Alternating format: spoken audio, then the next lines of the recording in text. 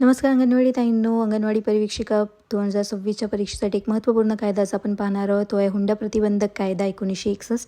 हा कायदा 20 मे 1961 रोजी लागू झालेला आहे आणि 26 नोव्हेंबरला महाराष्ट्रात हुंडा प्रतिबंधक दिवस म्हणून राबवण्यात येतो.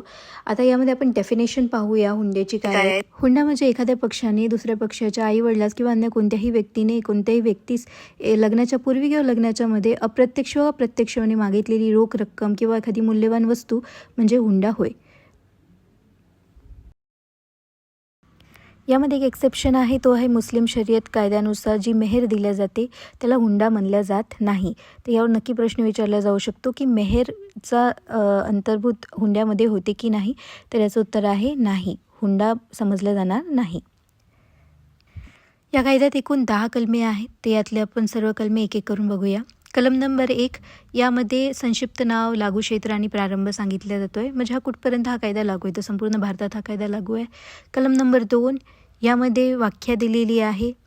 कलम नंबर 2 अन्वये हुंड्याची व्याख्या आहे लग्नापूर्वी, लग्नाच्या वेळी किंवा लग्नानंतर किंवा लग्नाच्या बदल्यात मागितलेली किंवा दिलेली कोणतीही रक्कम, मालमत्ता किंवा मौल्यवान वस्तू म्हणजे हुंडा होय. आता कलम नंबर 3 पाहूया. यामध्ये हुंडा देणे किंवा घेणे याबाबतची शिक्षा दिलेली आहे. बघा कलम नंबर 3, कलम नंबर 4, कलम नंबर 4A फारच महत्त्वाचे आहे. तर आपण ते एक एक विस्तारमध्ये बघूया.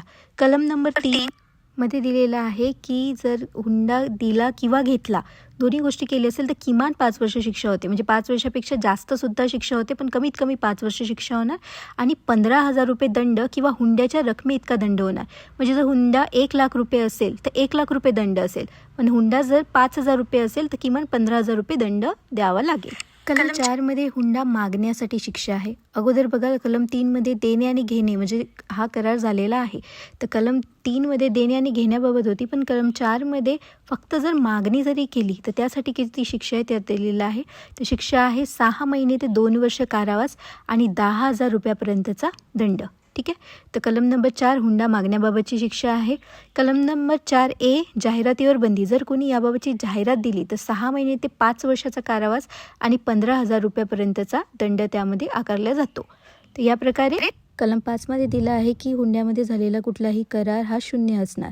कलम 6 दिलेला आहे. यामध्ये जी कुठली मालमत्ता आणि वस्तू वधूसाठी दिलेली जाते ती वधूला परत करणे आवश्यक आहे, नाहीतर शिक्षा होणार. कलम 7 देत आहे की गुन्ह्याची दखल कुठल्या कायद्यानुसार होणार, कुठल्या न्यायालयात होणार, यामध्ये कलम 7 मध्ये दिलेला आहे. कलम 8 बघा खूप महत्त्वपूर्ण आहे. यामध्ये दिला आहे की गुन्हा हा दखलपात्र आणि अजामीनपात्र आहे, म्हणजे यात जामीन मिळणार नाही. ठीक आहे. आणि कलम 8A मध्ये दिलेला आहे की स्वतः आरोपीला सिद्ध करावं लागेल की तो निर्दोष आहे. कलम 8B सुद्धा महत्त्वाचा आहे. यामध्ये राज्य सरकारने जो हुंडा प्रतिबंधक अधिकारी नेमला आहे त्याबद्दल दिलेला आहे.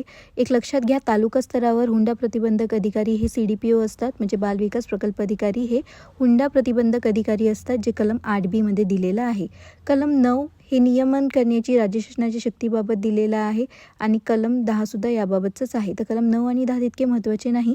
बाकीचे कलम इंडियन पिनल कोडमध्ये सुद्धा काही महत्त्वाचे कलम आहे IPC मधले, ते सुद्धा तुम्ही लक्षात ठेवा.